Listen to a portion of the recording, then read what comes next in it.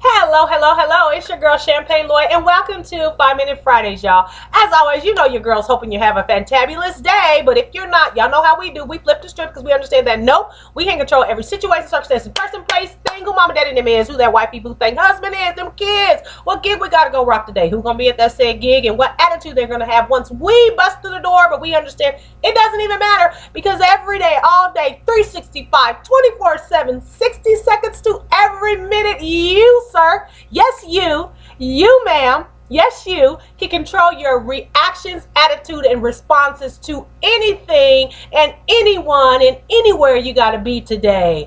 It's time out for letting others kill our vibe or steal our joy, because we understand that no amount of shade thrown or hateration can stop our flow. And furthermore, our actions will always speak louder than any hating that can ever go on. Okay, so I thought it was fitting today to talk a little bit about the danger of people pleasing. And I say this because I know there's some of us, how many of us, you just want the perfect Christmas. You want the perfect meal. You want to get everybody. You want to please everybody. I want to get you the perfect gift. I want to get the perfect setting. I want to have the perfect church service. I want the perfect Christmas photo. I just want to please everybody. I want to please over there. I want to please over here. I want to please over there. And then, yes, I even want to please myself. Okay, so let me tell you why it's the futility of trying to please everyone looks like this. Before I get started, I want to give you an example.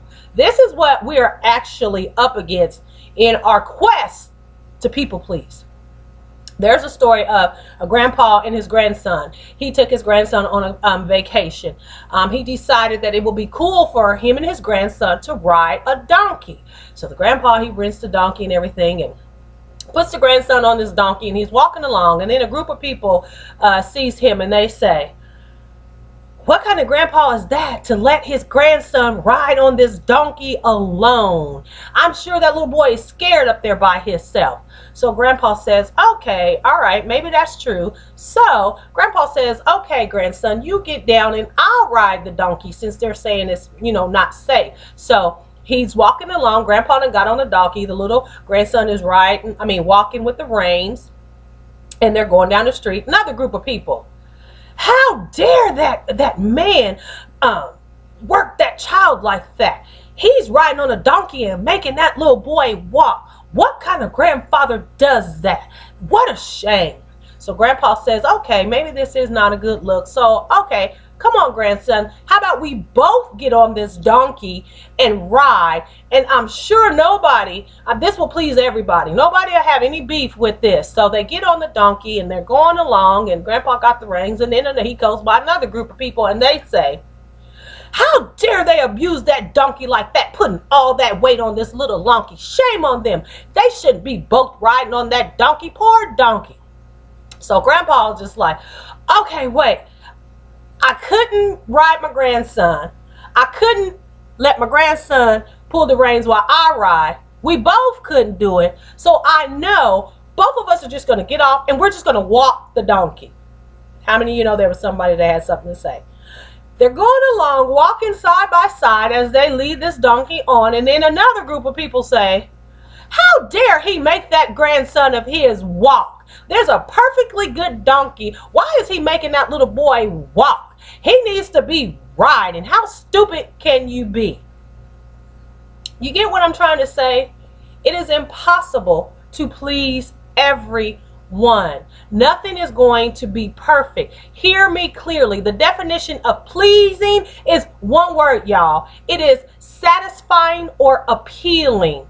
You will never satisfy everybody. You're not going to appeal to everyone. Now, I would have never ever accepted the title of I have a problem with people pleasing, because I don't care if I appeal to you or not. If I don't, kick rocks, whatever. You're at the end of the day, your opinion of me doesn't matter. But what I found out, especially as I have started pastoring this church, is I do have a problem with wanting everybody to be happy. I want everybody satisfied, and not just at my church. I want my kids satisfied. I want my co-workers satisfied. I want everyone. I want them to be satisfied. And a perfect world for me is everybody satisfied. How many of you know that is impossible? Because there's going to be times in your life when you're not satisfied and stuff is not going to go your way. But I really, it hurts me when I find out that someone is not satisfied with something.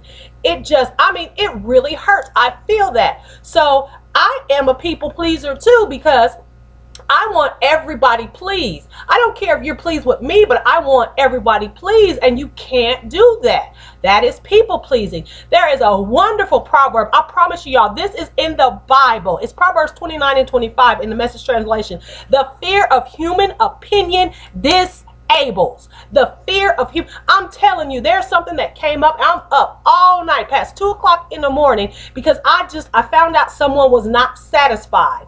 And so it done kept me up. The fear of human opinion disables you. And the rest of the scripture says you need to trust God. Trusting in God, or in you protects you from that. And then there's another scripture, it's in 1 Thessalonians, and I just love it.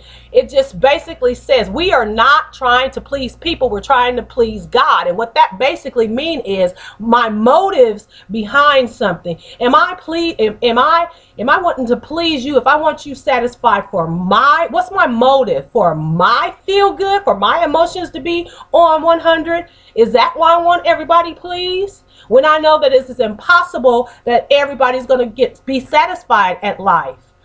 But in me, it hurts me, and I try so hard for other people to be satisfied. I just want you to win.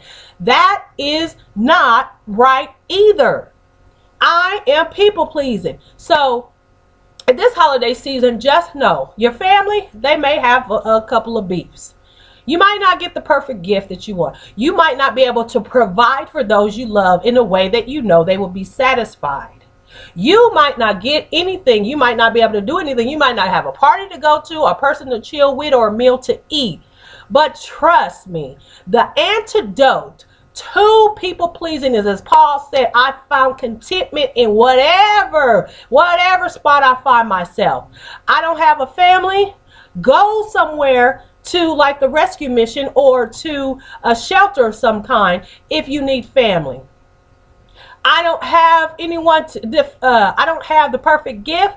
Celebrate the gift of Jesus, which he is the reason for the season anyway. The reason we're all here is because he came. Now, I might not have a tangible gift, but me breathing, me living is a gift. We got the gift of life. If you didn't get nothing else, you still, and no matter what that life is looking like, you still alive. You could be on the other side of that thing. So there is a gift that we all celebrated, and his name is Jesus Christ. And I think if you put that focus on that, this holiday, this Christmas season, this time you're going to spend with your family will go much smoother, because your expectation is not people pleasing. Your expectation is celebration, being together, having fun, just doing y'all and taking off these days of work that everybody gets off state and all that. And if you don't work, bring some cheer. If you do got to work, go bring some cheer wherever you find yourself. But it's a celebration, y'all. It's a birthday.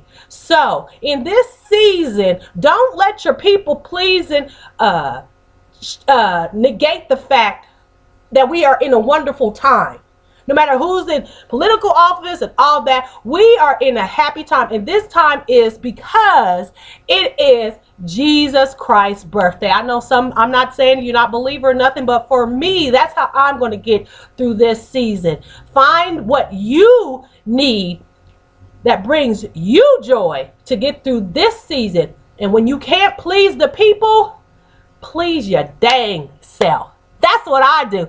Please your dang self. Be satisfied yourself. And it tends to spill out. I love y'all. I just wanted to drop that real quick. Just to, hopefully I'll alleviate some pressure and stress of the Christmas and holiday season. Because one thing I know for sure, I might not be appealing to you. I might not be able to satisfy you. But I can be content in wherever I find myself. And you my brother and sister can too. I love y'all. Your girl's praying for you. I hope this season is all it can be for you. I hope you bring joy, and I hope you get joy. But understand, joy is not something that you get. It's not an outward thing. It is an internal thing. So spread some joy and some cheer. I would sing, but I know everybody would shut me off, so I'm just not going to do it. But I do want to say Merry Christmas. I love y'all. Peace.